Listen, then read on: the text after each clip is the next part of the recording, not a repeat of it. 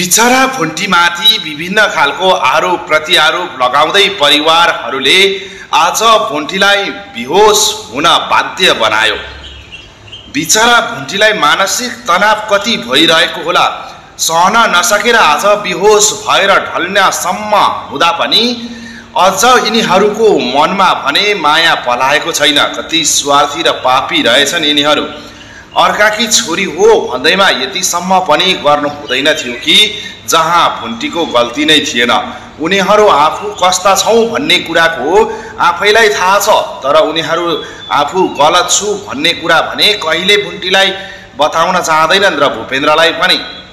बिचरा भुन्टीलाई हामी फसाउन खोज्दैछौँ र जेलै हालेर मात्र यहाँबाट हामी गाउँ फर्केर आउँछौँ भन्नसम्म भूमिकाले त आमालाई भ्याइसकिन्।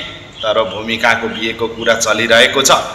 भोलि जसरी भुन्टीलाई यहाँ हेपिरहेकी छे, जसरी भुन्टीलाई फसाउनलाई जाल खेलिरहेकी छे, त्यसरी नै उसलाई पनि उसको घरमा त्यसै गरेको देख्न पाइयोस्। किनकि भुन्टी जस्ती सोची र इमान्दार भाउजू पाउँदा बिचरा भुन्टीलाई यतिसम्म गरेका पाप धुरीबाट कराउनेछ एक दिन।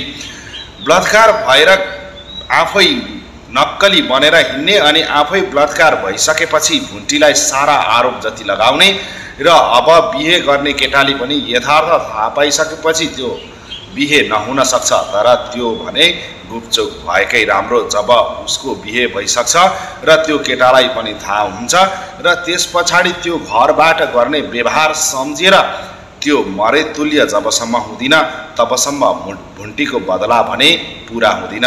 भूमिका जस्तो नन्द कसैलाई पनि नपरोस् र यस्तीलाई नन्द भन्नुभन्दा पनि भुन्टीले चाँडोभन्दा चाँडो तिनीहरू नन्द र देवर दुवैजनालाई सहरको घरबाट गाउँ पठाएकै राम्रो जस्तो लाग्न थालिसक्यो मलाई त। अब भुन्टी होसमा आउन के गर्नु पर्ला त? बिचरा भुन्टी घरभित्र कोठाभित्र बेहोस अवस्थामा ढलिरहेकी छिन् र उसले भित्रबाट लक पनि गरेकी छिन्। अब भूपेन्द्रले आफ्नी श्रीमतीलाई कसरी निकाल्छन् र कसरी बचाउँछन् होला त? त्यो थाहा पाउन भने अर्को भिडियो हेर्नुपर्ने हुन्छ। र त्यतिन्जेलसम्मको लागि हामीलाई पनि बिदा दिनुहोस्। हस्त नमस्ते, जय नेपाल। तपाईँको दिन शुभ रहोस्।